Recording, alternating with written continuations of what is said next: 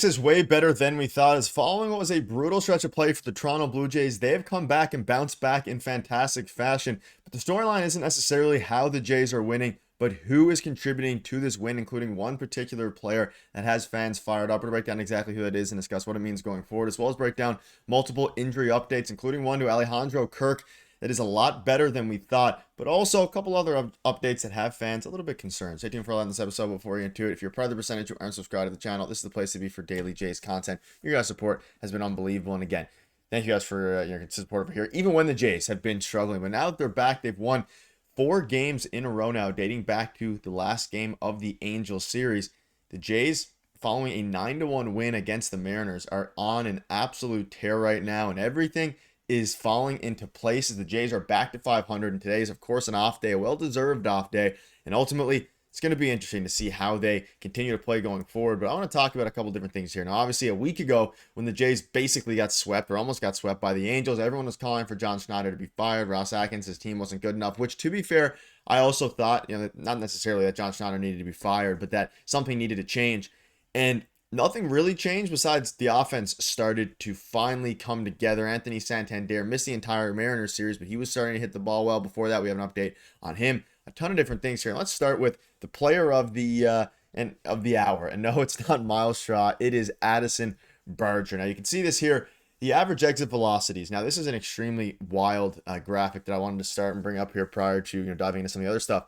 You have the highest average exit velocity this season. Shohei Ohtani leads at 97.2, and then you have Addison Barger, second in the MLB among all players at 96.6, followed by all these guys are elite hitters, with, of course, Ohtani being at the top. And there's a couple different takeaways from this. One, a little bit surprising that Vladimir Guerrero Jr. isn't on here. He hasn't had a fantastic season yet. I think we'll figure it out. But Addison Barger being number 2 in the MLB with average exit velocity goes to show, and we'll dive into some other things, how important he's going to be to this team going forward. Now, obviously, prior to the season starting, the big storyline was not necessarily that the Jays, they went out and they got Anthony Santander, but they didn't get many other bats besides that. And Ross Atkins was on record saying that they want to go out and get the AAA guys that they have, like Allen Roden, they need them to step up and be kind of like a pseudo addition to this team, a pseudo free agency addition. And it didn't really work out that way. It worked out that way for the first couple weeks of the season. Allen Roden was hitting, Will Wagner, they were all hitting. Will Wagner and Allen Roden were in the opening day lineup, and neither of which are even on the major league team right now. But they needed somebody to step up in order for this Jays team to win games. And we've been talking about it all year. If this Jays team is going to go far and make the playoffs, they need to have some guys step up. And of course, it didn't help when Vladdy and Bo were cold, and Anthony Santander had the worst month of April we'll ever see from him. All these different things. It's all starting to come together now, and a lot of that is because of Addison Barger. He is what Jays fans were hoping, production-wise, you get from maybe Allen Roden or Will Wagner. Of course, very different hitting profiles between those three guys.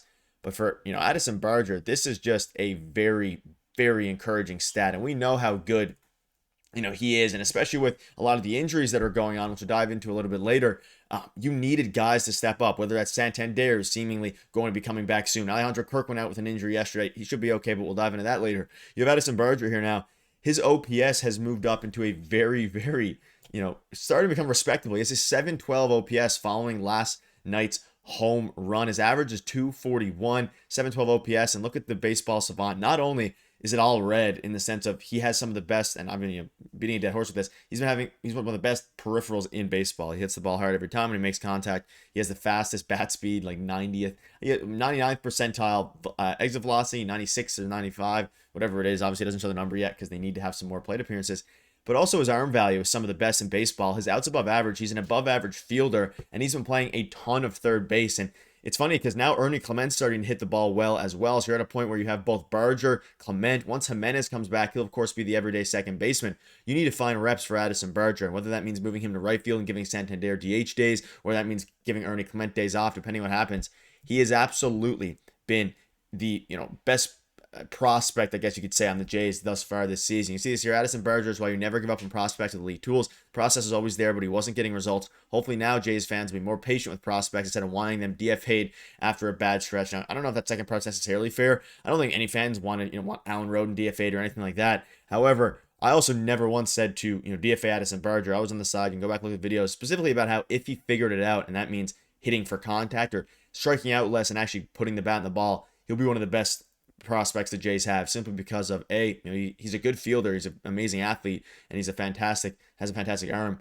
But you look at all the peripherals, even down in the minor leagues, every time he makes contact, it's hard contact. And this Jays team needed a guy like this who does damage. You can have a million Allen Rodens and Will Wagner's who hit for average, hit for on-base percentage, all these different things. They walk a ton. You need someone to drive in runs when it matters, and we saw that in the Mariners series from Madison Berger, including his home run yesterday, which was a line drive bullet over 107 miles an hour. So a ton of different players that he's compared with here, and have Addison Berger even remotely in that conversation is not only encouraging, but it is really, really good. And as you start to look at now a bit ahead here for the Jays, their updated Jays offensive rankings, they are now 11th in position player WAR, 14th in WRC plus, 22nd in runs scored, 27th in home runs. Now, this may not look good on the surface of it if you haven't been watching the Jays this year. This is a far cry from where it was at the start of the season. They're now 27th in home runs. They were last for a period. They were 29th for a period. The home runs will hopefully start to come.